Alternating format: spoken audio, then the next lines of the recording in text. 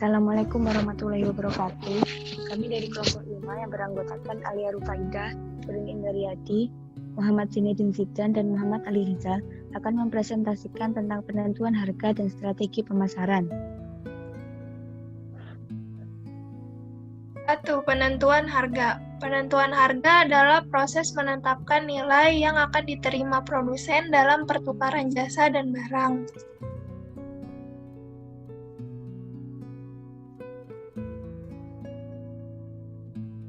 A. Cara menetapkan harga.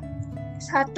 Scheme dekrim. Cara ini digunakan jika tidak memiliki pesaing. Caranya dengan menetapkan harga yang paling tinggi agar laba yang didapat maksimal. 2. Penetration. Cara ini digunakan jika mode persaingan di pasar ketat.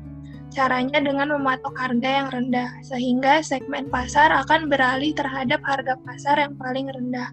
Akan tetapi, jangan mematok harga yang sangat rendah karena dapat berakibat kebangkrutan.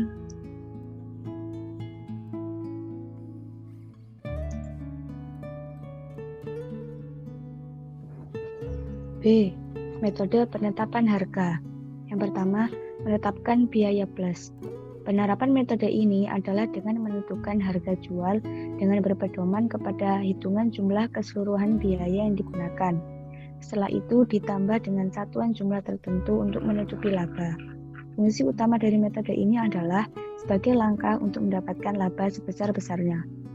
Yang kedua, markup.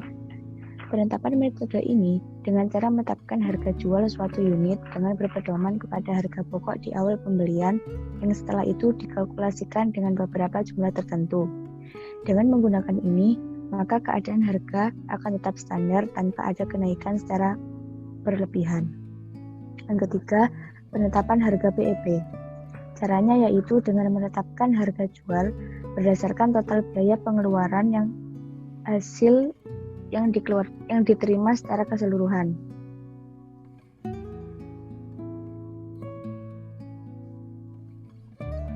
Yang keempat, berdasarkan pesaing.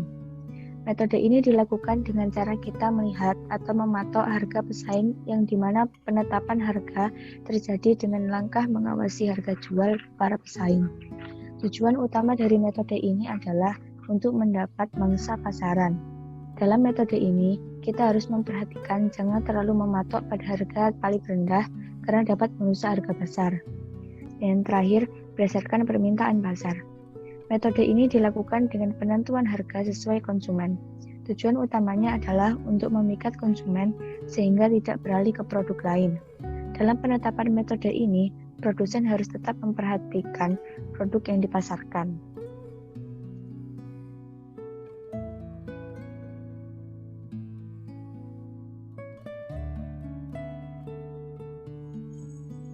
Strategi pemasaran. Upaya memasarkan suatu produk, baik itu barang atau jasa dengan menggunakan pola rencana dan taktik tertentu sehingga jumlah penjualan menjadi lebih tinggi.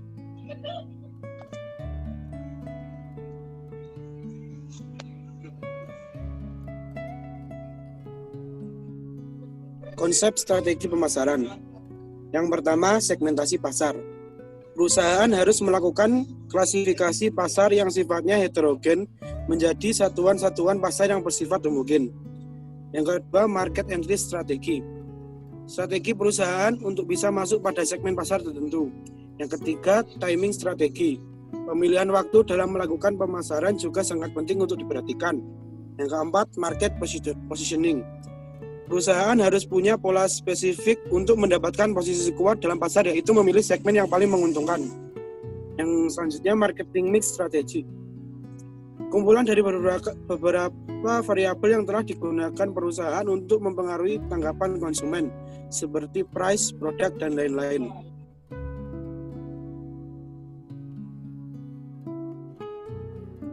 Fungsi strategi pemasaran. Yang pertama, meningkatkan motivasi untuk melihat masa depan.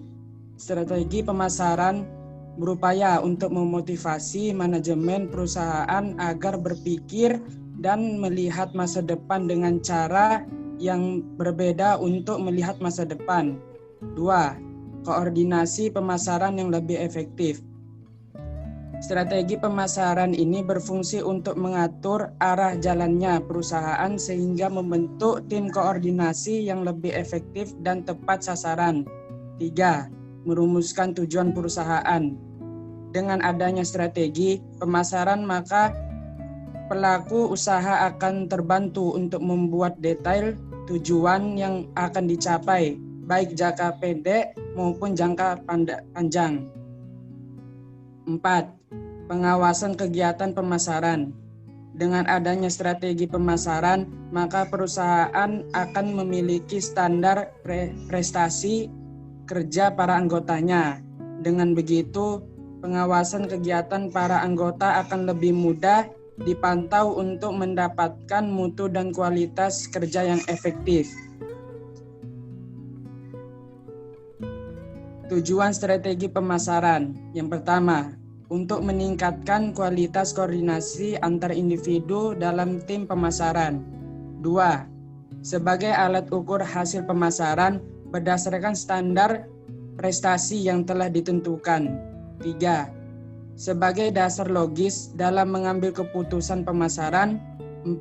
Untuk meningkatkan kemampuan dalam beradaptasi bila terjadi perubahan dalam pemasaran.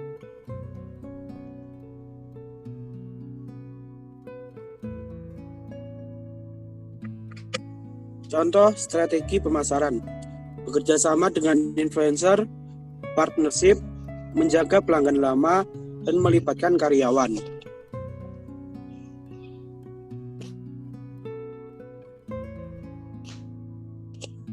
Sekian dari kelompok kami, lebihnya mohon maaf. Terima kasih.